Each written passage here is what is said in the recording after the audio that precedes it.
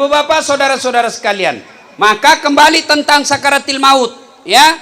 Orang menghadapi sakaratil maut macam-macam, ya. Makanya Nabi memberikan jaminan.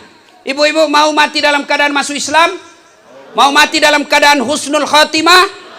Nabi katakan, kalau kau mau mati dalam keadaan husnul khatimah, satu, man qama la ilaha illallah ila akhiril hayata dakhalal jannah. Siapa yang mengucapkan la ilaha illallah pasti masuk surga. Itu Nabi jamin. Kalau dia sakaratil maut, la ilaha illallah, yakin pasti masuk surga itu. Bukan dasat yang bilang, tapi Nabi. Orang bilang, Nabi mahasiswaku, gampang dong kalau begitu Ustaz. Nanti mau mati baru saya gesok Ustaz. Biar 100 kali bisa kak. Capak nah. Memangnya orang sakaratil maut akal bicara? Orang sakaratil maut anak muda bukan akal bicara tapi amal. Pepatah Melayu mengatakan ala bisa karena biasa. Kalau waktu sehat dia terbiasa la ilaha illallah, biar tidak dituntun pasti bisa. Tapi selama hidupnya dia tidak pernah la ilaha illallah, biar kiai pimpinan pondok, ketua majelis ulama bisik, tidak bisa kau syahadat. Jangankan orang sakaratil maut, orang menikah saja banyak tidak tahu syahadat. Iya toh? Di kampung-kampung kan banyak baca syahadat nunggu asyhadu, agak sadu, ulangi salai. Asyhadu, salah ko. Asyhadu, salah ko. Jengkel puman ditampelin songkok. La ilaha illallah. Ya, maka ibu bapak yang hadir di tempat ini, kita berharap matinya husnul khotimah. Mulai sekarang setiap saat la ilaha illallah, la ilaha illallah. Ibu-ibu lagi naik mobil, bukan jika kita bawa kendaraan, bukan kita yang pegang setir, ambil tasbihnya, pegang, ucapkan la ilaha illallah, la ilaha illallah. Tiba-tiba mobil tak gantung, tabrakan, mati. Ibu mati syahid. Matinya husnul khatimah karena mulutnya basah la ilaha illallah. Coba amalkan itu. Ya.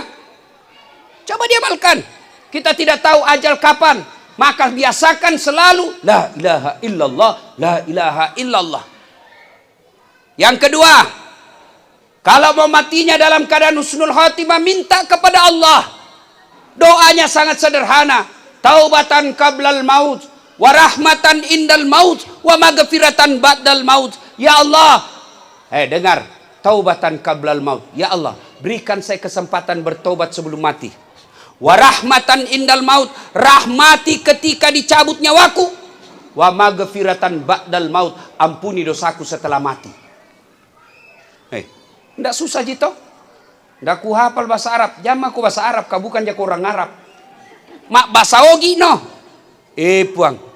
Tak dampang kesi sebelum tak cabut nyawaku. Amaseika kota reduk ni nyawaku. Tak dampang mana dosa-dosaku ko mati nak. Ini dikabulkan, aman. Maka bapak ibu, nih, bapak-bapak yang sudah muka-muka sakaratil maut. Sudahlah, diduduk-duduk. La ilaha illallah, la ilaha illallah. Nih ibu-ibu, nih. La ilaha illallah, la ilaha illallah. Jangan gosip. Karena orang itu ala bisa karena kalau sejak hidup dia pagi cek and recheck, siang gosip, sore lagi, apalagi gosip artis, semua mau nak tahu pelakor dan lain sebagainya. Nanti kalau mau mati bisik gosip langsung dia ketawa serius orang ini bos. Doa taubatan qablal maut, wa rahmatan indal maut, wa maghfiratan ba'dal maut. Allahumma hawwin alaina fi sakaratil maut wa najatan minan nari wal afwa indal hisab. Coba amalkan itu. Tidak ku hafal bahasa Arab, enggak usah bahasa Arab, bahasa Indonesia boleh. Ya Allah, berikan saya kesempatan bertobat sebelum mati. Sayangilah saya ketika kau cabut nyawaku dan ampunilah saya setelah nyawaku engkau rebut, kau ambil. Aman Pak. 5 kali kita minta setiap selesai sholat, masa Allah tidak kabulkan doa kita? Cobalah. Mau kemana? Pasti kita mati, Pak. Maka biasakan itu. Bapak-bapak, ibu-ibu yang sudah tua, sudahlah, tidak usah lagi investasi ini, beli ruko ini, beli ini. Sudahlah, lebih baik kita siapkan sakaratil maut dengan tenang. Yang ketiga, menghadapi sakaratil maut dan bisa husnul khotimah, birrul walidain. Baik-baik sama orang tua. Ibu bapak, adik-adik ini terutama. Kamu remaja masjid. Hitam jidatmu gara-gara sholat. Tiap hari kau ngajar ngaji di masjid sebagai remaja masjid. Kamu puasa Senin Kamis, bahkan tahajud sekali sebulan. Tapi ibumu kau kasih keluar air matanya. Bapakmu kau khianati. Kedua orang tuamu kau sakiti jiwa raganya. Tidak usah raganya saja, jiwanya, hatinya kau sakiti. Demi Allah semua amalmu tidak ada gunanya. Ada 3 perintah Allah yang serangkai, yang artinya tidak boleh dipisah-pisah. Kau laksanakan yang satu, harus yang rangkaiannya harus kau laksanakan. Kau laksanakan yang satu, tidak kau laksanakan rangkaiannya, rangkaian amalmu ditolak. 3 perintah Allah serangkai itu, satu diantaranya anis kurli wali walidaika. Berbuat baik kau kepada ibu bapakmu, tapi berbuat baik pula kau kepada Allah. Berbuat baik kepada Allah, syukur kepada Allah, taat kepada Allah, tapi kau hianati orang tuamu, taatmu kepada Allah ditolak. Kadang orang tanya, Ustadz, ada tetanggaku baik-baiknya sifatnya Ustadz, membangun masjid Ustadz, bantu orang, tapi ibunya disengsarakan. Bagaimana itu Ustadz? Saya bilang, anak begitu jangankan masuk surga, baunya surga dia tidak akan dapat. Sayang 1000 sayang, anak-anak kita sekarang cerdas, bagus mukanya, cantik rupanya, bagus kulitnya, tapi kurang ngajar kepada orang tuanya. Dengar kalian adik-adikku ini. Dengar kalian. Kalau kalian mau sukses, tidak perlu kau keluar negeri sekolah. Tidak ada jaminan kau keluar negeri kau bisa selamat dunia akhirat. Kalau kalian mau sukses, muliakan orang tuamu, Allah hamparkan kesuksesan dunia akhirat. Termasuk sekarang zaman Covid. Kalau kau sayang orang tuamu, jangan kau keliaran kemana-kemana. Pakai kau masker. Saya ditanya, Ustadz takut sakit? Tidak, demi Allah saya tidak takut sakit. Tapi saya cemas kalau saya sakit, ibuku pasti sengsara pikirannya. Kalau saya sakit, pasti mamaku di kampung kepikiran. Dan saya tidak mau usia senjanya mamak saya berpikir karena saya sakit. Itu namanya kita cinta pada orang tua. Dengar ini bapak-bapak. Kalian kalau mau masuk surga, muliakan ibu bapakmu. Ibu-ibu muliakan ibumu. Dan ibu-ibu yang punya suami, jangan gara-gara istri suamimu berdosa kepada orang tuanya. Dengar ini ibu-ibu nih. Dan dengar ini bapak-bapak yang takut sama istrinya. Berhenti kau jadi laki-laki kalau takut kau sama istrimu. Jangan ketawa. Dengar ini bu. Ini ibu-ibu yang beleng-beleng. Biasa itu Nabi bilang, nenek, pilih kau mamakmu atau saya istrimu. Pret. Mana bisa disuruh pilih? Dengar ini ibu-ibu. Hoi. Dengar. Siapa yang lahirkan suamimu? Siapa yang kandung suamimu? Berapa bulan? Siapa yang didik dia? Siapa yang susui dia? Lalu siapa yang dibelikan rumah? Hah? Siapa? Maka jangan kau berkata pilih ibumu atau saya. Tidak mungkin dipilih. Baru alena nak kena. Dengar bu. Kami ini laki-laki. Dari rahim ibu 9 bulan. Disusui oleh ibu 2 tahun. Diajari makan, diajari bicara, diajari kata langkah, diajari tutur kata, diajari sopan santun. Itu ibu yang lakukan kepada anak-anak kami sebagai suami. Lalu setelah besar dan menikah, demi Allah, siapa dulu yang kita belikan rumah? Istri kita. Siapa yang terima gaji kita? Istri kita. Tidak kita kasih ibu. Itu karena kita sayang sama istri. Maka jangan kau buat suamimu berdosa gara-gara kamu. Tenang Pak, saya bela kau hari ini. Kadang-kala ini ibu-ibu merasa tidak disayang. Siapa bilang kalian tidak disayang? Itu sayangnya suami. Coba lihat. Dia pegawai negeri. Apa ibunya yang terima gajinya? Istrinya. Apa ibunya dibikinkan kamar dengan AC? Tidak, tapi istrinya. Lalu jangan kau buat suamimu berdosa kepada ibunya gara-gara kalian sebagai istri. Demi Allah, istri yang durhaka sama mertuanya, karena mertua adalah orang tuamu juga. Maka yang baik, sampaikan kepada suamimu, sayangi ibu, meskipun dia tidak melahirkan saya, tapi melahirkan engkau, maka muliakan ibumu, insya Allah rezeki kita dalam rumah tangga bahagia. Maka hikmah kedua tausiah kita kali ini, muliakan orang tua. Ibu-ibu, muliakan orang tua. Didik anak. Tidak apa-apa anak kita tidak ada sekolahnya, yang penting dia punya akhlak. Daripada dia sekolah ke luar negeri, banyak gelarnya, sampai dokter spesialis, sampai dia pengusaha sukses, tapi tidak tahu memuliakan ibu bapaknya, ibu menjadi orang yang rugi melahirkan anak. Cuma memang ibu-ibu sekarang tidak mendidik anak dengan baik. Kalau dulu ibu-ibu tuh kena perhatikan anaknya. Napas susu. Ya, dia ajar baik-baik, dia gendong. Sambil mencuci kasihan itu dia gendong. Maka saya heran lihat ibu-ibu sekarang. Di rumahnya ada pembantunya, ada sopirnya, gajinya suaminya bagus, penghasilan suaminya bagus. Dua anaknya tidak bisa dididik. Gimana akalmu ini? Semua kebutuhan hidupmu dipenuhi, dua anakmu kau bisa sengsara. Ini koreksi buat kita semua. Ibu-ibu kalau meninggal siapa doakan ke ibu? Suami. Kawin lagi. Siapa doakan? Siapa? Maka doakan anakmu, didik dengan sebaik-baiknya. Dosanya suamimu kau tidak tanggung sebagai istri. Suamimu tidak sholat kau tidak tanggung sebagai istri. Maka tidak usah pusing dengan dosanya suamimu, tapi sengsaralah ketika kau gagal didik anakmu. Ibu-ibu bersyukur sebagai istri. Itu suami, Bu, dia tanggung dosa tak. Istri tidak tanggung dosanya suami. Dengar saya ulang. Suami dia tanggung dosanya ketika istrinya tidak pakai jilbab. Ketika istrinya tukang gosip. Ketika istrinya suka jalan tanpa izin. Suaminya nanti disiksa di akhirat. Itu suami istrimu.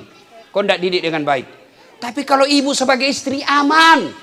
Suamimu pemabuk, suamimu tidak sholat, suami tukang tipu, suamimu makan uang haram, istri tidak tanggung dosanya suami. Maka jangan suka ngomel. Batene sapakat duit. Tenang Pak, saya bela lagi di mana? Dia kira kapan gampang sebagai suami.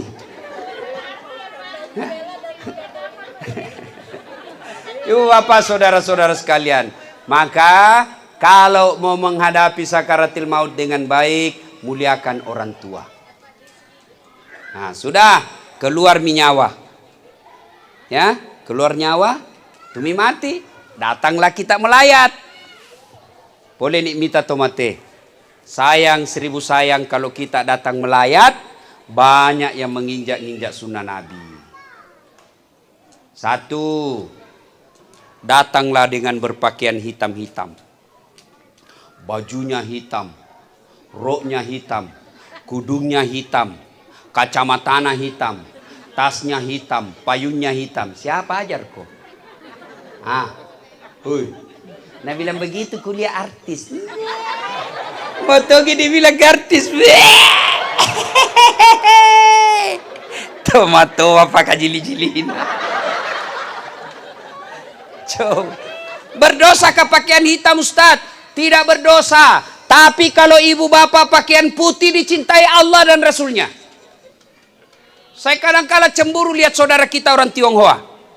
Coba lihat orang Tionghoa kalau meninggal keluarganya.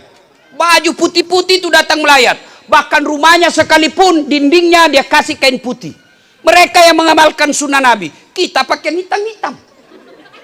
Dosa kah? Tidak dosa. Tapi kalau Allah cinta, mau dicintai Allah dan Rasulnya, pakai putih. 2. Saya katakan injak-injak sunnah Rasul. Apa lagi? Sampai tidak ada yang mengaji, hanya datang gosip. Sambil itu di depan jenazah ada orang lewat, mulai masuk itu nak lihat-lihatin, sampai duduk nak lihat-lihatin terus. Si Kobi ini tuh nggak cerita tapi mulutnya dong.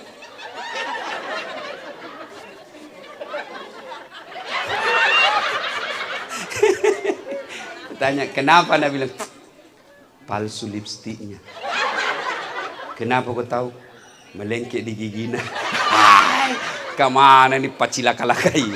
Oi bu, bu, biar ustaz juga na gosip. Nabi bilang itu lagi ustaz, itu jibajuna watuna di YouTube. Ustaz pun dia gosip. Ketawa baru kau semua nak kena. Kalau datang ki melayat ibu, majelis taklimku di Makassar saya bina. Ibu-ibu kalau datang melayat sudah ada wudhu. Sampai di situ duduk, kalau bisa bawa surah Yasin. Tidak bisa ngaji baca Yasin karena waktu kepepet, baca Al-Fatihah sebanyak-banyaknya. Berapa kali? Sebanyak-banyaknya. Niatkan untuk orang meninggal. Tidak sempat Ustadz, minimal baca Al-Qul Huwallah 3 kali. Tidak sempat juga Ustadz, diam-diam kau saja. Diam kau saja. Tidak sempat juga, cepat kau pulang. Jangan mutun rumah cerita salah. Jelas? Jelas? Nah, yang ketiga, tidak ada yang sholat jenazah. Saya hampir tidak pernah melihat ibu-ibu sholat jenazah. Maka jangan heran ketika ada perempuan meninggal, sedikit juga yang sholat. Kenapa? Karena waktu hidup dia jarang sholat, maka Allah Maha Adil, sedikit juga yang sholati. Kita mau sholat Ustaz, tapi kan repot Ustaz. Apa repotnya? Susah dapat wudhu. Wudhu dulu di rumah, baru pergi melayat. Tidak bawa kudu Ustaz, bawa pakaian sholat. Dan namuak rumahnya Ustaz di teras. Saya tidak tahu sholat jenazah Ustaz, ikut saja sama imam, takbir 4 kali tapi jangan kau ruku. Kalau ruku kau malu sendiri kau itu. Ada seperti Abu Nawas ini tuh so tahu padahal tidak tahu. Tidak mau tahu bertanya-tanya. Imam bertakbir pertama Allahu Akbar. Takbir pertama juga Abu Nawas Allahu Akbar. Takbir kedua imam Allahu Akbar, ruku Abu Nawas. Kenapa saya saja ruku ini? Takbir ketiga imam Allahu Akbar, tak kalah dia sujud masa kalian. Selesai sholat ditanya Abu Nawas, kenapa aku ruku? Nah, ada rukunya orang jelas ini. Dia bilang ini orang banyak sekali dosanya. Tidak diampuni kalau tidak ruku ki, supaya habis sekalian masuk sujud. Tolise. Kursus dengar baik-baik. Kursus sholat jenazah. Takbir pertama Allahu Akbar, baca Al-Fatihah. Takbir kedua Allahu Akbar, salawat kepada Nabi. Allahumma salli ala Sayyidina Muhammad wa ala ali Sayyidina Muhammad. Takbir ketiga Allahu Akbar, doakan orang meninggal, minimal Allahumma ghafir laha.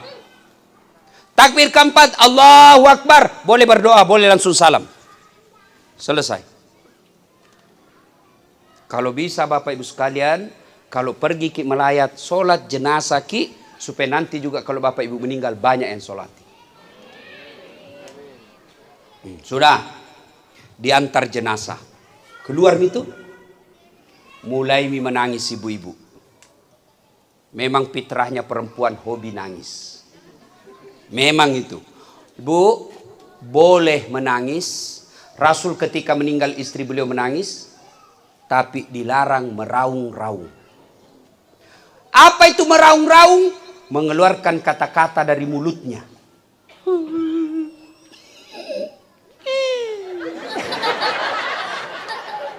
Ada orang meninggal suaminya, kayak Sindrili, kayak kacapi. Mati tongan ni ambo muana. Dia nak gagapan riku anak. Nah negara anaknya dia gagapan re malupu dah. Tidak boleh menangis. Boleh menangis tapi tidak boleh meratap. Ya Allah, baik betul ini anak saya, Allah. Sabar dan baik solatnya, ya Allah. Kenapa anakku yang soleh ini kau ambil? Kenapa bukan anaknya tetangga yang nakal? Tidak boleh begitu. Alladzi iza asabatum musibah qalu inna lillahi wa inna ilaihi raji'un. Sedih perasaan itu biasa. Makin sedih ucapkan saja inna lillahi wa inna ilaihi raji'un. Itu aja ulang-ulang. Diantar keluar. Kalau di Makassar itu orang antar jenazah, Pak. Bikin takut-takut. Naik PT-PT di atap nih, bonceng 3, nak buka helmnya, buka bajunya, nak putar bajunya. Orang mati, orang mati, orang mati. Seperti orang demo. Ada begitu di sini? Kalau di Makassar, Pak, kayak supporter PSM. Ada 3 itu paling rewa, paling jago di jalan di Makassar. 1, pengantar jenazah. 2, supporter PSM. Apalagi kalau dikalah mindir memang mago. Yang ketiga, pemadam kebakaran. Kalau pemadam kebakaran biar supporter gusur ke semua. Ya. Nah, lalu apa yang dilakukan ketika ngantar jenazah? Yang paling baik kita lakukan adalah la ilaha illallah, la ilaha illallah. Tidak usah buru-buru, nah kuburnya juga sudah siap. Sampailah kita di pemakaman. Nah, ini banyak yang keliru. Sampai di pemakaman diinjak-injak kuburnya orang. Dia duduki batu nisannya orang. Dia merokok di atas batu nisannya orang. Itu haram. Sama kau injak dan kau duduki api neraka. Tidak boleh. Saya berharap kuburannya nanti almarhum jangan dikasih mewah. Ya. Lebih baik itu yang mewah, pemberi tegel apa semua. Lebih baik kita jadikan tegel masjid. Sederhana saja. Ya. Jangan sampai pemakaman itu menjadi status sosial. Oh, kuburnya haji ini yang kaya, kuburnya ini yang miskin. Nah, jangan begitu. Ya, tidak dicontohkan oleh Rasulullah. Tidak usah dikasih mewah-mewah. Itu ya paling bagus saja ada tandanya, ada namanya, 1 batu nisan. Tidak usah lagi dibikinkan rumah yang mewah. Lebih baik rumah yang mewah itu jadikan tegel masjid. Selama tegel masjid itu dipakai ibadah, selama itu dapat kiriman pahala orang yang meninggal. Sudah, masuklah kita di kubur. Ketika pengantar jenazah sudah pulang, datangi malaikat. Namanya penjaga kubur. Kalau orang baik meninggal, tenang. Maka ditanya 5 perkara. Tapi kalau baik sholatnya Bapak Ibu sekalian, tidak usah pusing, tidak usah cemas. Karena pertanyaan-pertanyaan malaikat bukan kita yang jawab, tapi sholat kita yang jawab. Begitu ditanya, "Marrabuka, siapa Tuhanmu?" Salat kita akan menjawab, "Allahu Akbar." Wih. Malaikat berkata, "Itahu hebatnya. Barusan saya dapat ini." Ditanya, dia jawab, "Allahu Akbar." Ditanya lagi, "Man nabiyuka?" Siapa nabimu? Salat kita menjawab lagi, "Asyhadu alla ilaha illallah wa asyhadu anna Muhammadar Rasulullah." Kalau orang baik salatnya. Kalau tidak beres salatnya, salat juga tapi hari Jumat saja, paling terlambat datang, paling cepat pulang. Begitu khutbah dia tidur, datang malaikat Nabi bilang, "Oh, metanolo taja cilaka. Iko na tu mega bicaramu kumacarama ki." Ditanyalah dia, "Marrabuka, siapa Tuhanmu?" Kaget langsung, "Tunggu dulu, orang baru datang." Biar malaikat mau nagi juga. Ditanya lagi, "Marrabuka, siapa Tuhanmu?" Kaget langsung dia jawab, "Ketuhanan yang Maha Esa." Langsung disemes. Nah, di alam kubur kita menanti, Pak. Berapa lama kita menanti tergantung datangnya hari kiamat. Bayangkan, Pak, mereka yang hidup dan meninggal 1000 tahun yang lalu, 100 tahun yang lalu, kakek leluhur kita 200 tahun yang lalu yang meninggal, sampai sekarang, Pak, masih ada di kuburnya. Bagaimana kondisinya di kubur? Tergantung amalnya. Kau mati nih anak rupa tawe, Wija-wijanna Adam. Maka dia Nabi tak petumanan ni amalmu. Putuslah segala amal-amalmu kecuali 3 hal. 1, anak yang soleh dan soleha. Saya berharap anak-anak jadilah permata buat bapakmu. Jadi permata buat bapakmu. Keterlaluan kalian kalau tidak baik sama bapak. Nah tinggalkan kau rumah yang baik. Nah tinggalkan kau harta yang cukup. Jadi kalau kau si salah-salah gara-gara harta, dek gaga sirikmu. Garopak tahu kau nasa ngogie. Baik-baik sama orang tua. Bagaimana cara berbuat baik sama orang tua? Gampang. 1, doakan. Bagaimana cara mendoakannya? Tidak banyak kita minta. Tidak harus bahasa Arab. Ya Allah, ampuni dosa bapakku. 2, terima amalnya. Karena ada amal tidak diterima. Amal yang bagaimana? Bagi-bagi sembako. Bagi-bagi kudung. Karena pilkada.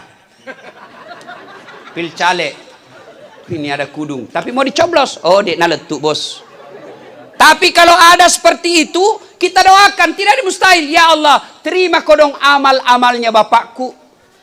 Yang ketiga, lipat gandakan segala kebaikannya. Kalau amalnya meninggal cuma bawa 10 karung baik kebaikan, maka kita minta jadikan 1 juta karung. Lipat gandakan. Yang keempat, lapangkan alam kuburnya, jadikan kuburnya menjadi taman-taman surga. Itu saja. Jadi setiap selesai sholat, adik-adikku ini, anaknya almarhum, setiap selesai sholat minimal bacakan Fatihah. Termasuk istri-istrinya. Ini enaknya kalau banyak istri. Banyak doakan kita. Ya? Jangan ketawa, saya serius. Kalau bapak 1 istri, 1 didoakan kita. Saya di rumah, 4 istri tidak ada ribut. Alhamdulillah, 4 istri di rumah saya, tidak ada ributnya. Istriku, istrinya adekku, istrinya kakakku, istrinya tetangga, 4 istri tenang-tenang dia.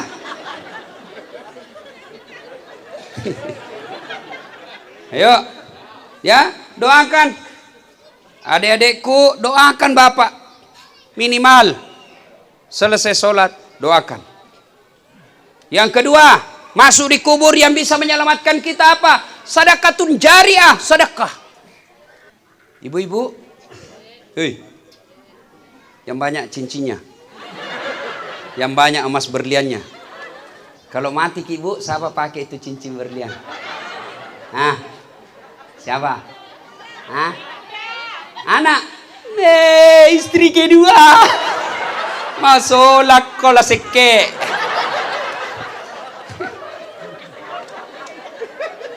Jangan ketawa, saya serius ini bu. Kalau suami sedekah, apalagi kalau istrinya pelit selalu mengamuk kalau suaminya sedekah, ibu tidak dapat apa-apa. Kecuali suaminya selalu berkata, Bu, saya sedekah bangun masjid untuk kita semua satu keluarga. Bu, saya masukkan ini hari Jumat sedekah untuk kita. Nah, itu ibu dapat. Tapi kalau dirahasiakan karena ibu selalu ngamuk, oh, suami masuk surga, ibu masuk neraka, mucit dak kola seke. Makanya jangan kau seke. Tidak ada rusuke itu orang seke. Tahu seke? Nah bilang di kampungku kekirgal lah paku jambatang. Makeddi. Ya, tidak ada suka itu orang seke. Ibu-ibu, suka tetangga yang pelit atau yang seke? Hah? Suka tetangga yang dermawan atau yang pelit? Suka menantu yang pelit atau dermawan? Suka pejabat yang pelit atau dermawan? Tidak ada orang suka orang pelit. Bahkan orang pelit sekalipun tidak suka sama orang pelit. Iya toh? Soalnya kopi rumah nama seke, padahal dia juga seke.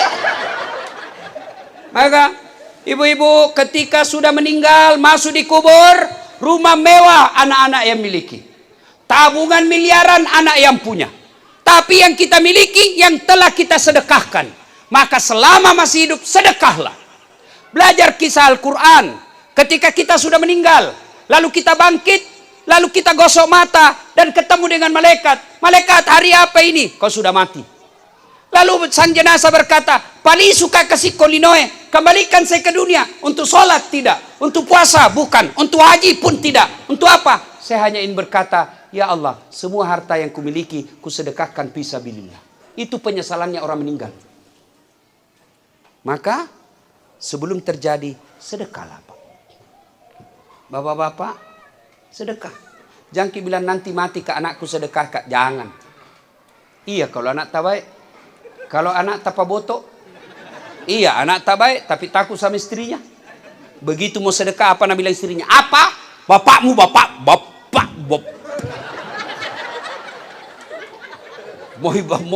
Mau sedekah. Kasih umrah itu, kasih yang pembantu itu baik sekali sama. Apa?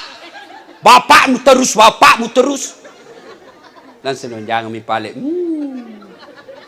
Macilaka kau jadi. Saya ku bilang sama istriku, jangan kau pernah pikir bandingkan sama ibuku. Tidak ada. Kau boleh maki-maki saya. Kau boleh marah-marah sama saya. Kau boleh lempar kepalaku, yang penting tidak kena. Satu yang tidak boleh kau lakukan, jangan pernah menyakiti hati ibu saya. Sedekahlah.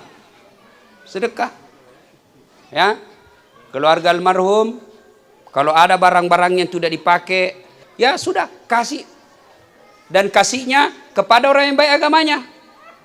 Kalau dasi, tidak usah kau kasih sama Pak Imam, tidak ada gunanya.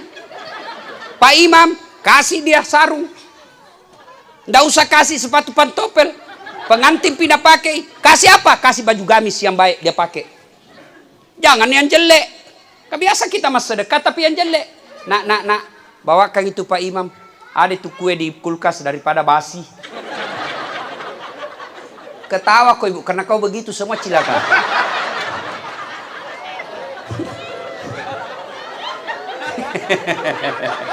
Nah bayangkannya Lena ibu Sedekahlah bu. Sedekahlah. Demi Allah tidak ada orang bangkrut gara-gara sedekah. Kemudian yang ketiga yang bisa menyelamatkan kita di kubur adalah apa? Ilmu yang bermanfaat. Makanya ketika dengar ceramah seperti ini, ibu dapat ceramah-ceramahku, ya, ibu tidak usah ceramah, sebarkan saja, langsung sebarkan ke grup WhatsApp, ibu dapat pahala seperti pahala saya tanpa mengurangi pahalaku. Jangan juga diplesetkan. Yang paling banyak plesetkan itu di TikTok. Dilihat. Ada itu dilihat dosa. Tidak dilihat barang bagus. Iya mirona poji. Ibu bapak saudara-saudara sekalian. Nah yang jelas orang yang sengsara alam kuburnya, orang yang tidak beres solatnya, kata Nabi al-mutakhawilu bis sholat, yang menganggap enteng solat. Biar bangun masjid 3. Seluruh anak yatim di Batam dia bantu. Tapi kalau tidak beres solatnya, semua amalnya tidak ada gunanya. Maka sebelum ajal menjemput, perbaiki solat. Ada yang malas solat di sini? Apa alasannya? Apa? Ibu-ibu paling banyak tidak solat kalau ada pengantin. Jilbab sakaratil maut. Oh, no, 3 lapis, kuning, merah, abu-abu. Kasih miring lagi sedikit. Tiba waktu sholat, hayya ala sholat. Nabi bilang, suami pikir sembahyang. Nabi bilang, sadar kok pak. Sadar main kusuruh ke sholat. Kondali ini kondekku. Kondali ini jilbabku 1 jam dipakai. Ngaji kajili-jili. Ya, sholat. Paling banyak ibu-ibu juga tidak sholat ketika selesai haid. Dia bilang, katanya kalau selesai haid, Ustadz subuh baru mulai. Sekalinya subuh kesiangan. Nabi bilang, besok pilih lagi. Tidak. Kalau Isya bersih, Isya mulai sholat. Duhur bersih, duhur mulai sholat. Tidak boleh tunggu subuh. Ya. Demi Allah, orang yang tidak sholat tidak akan dapat keselamatan di akhirat. Maka perbaiki saja sholat. Insya Allah, as-salatu miftaul khair. Sholat itu kunci kebaikanmu. Maka kalau ada sholatnya, kebaikan-kebaikannya akan diperiksa. Tapi kalau tidak ada sholatnya, seluruh kebaikannya langsung dihapus. Nah ibu bapak saudara-saudara sekalian, banyak yang ingin kita sampaikan. Tapi waktu jualah yang membatasi kita.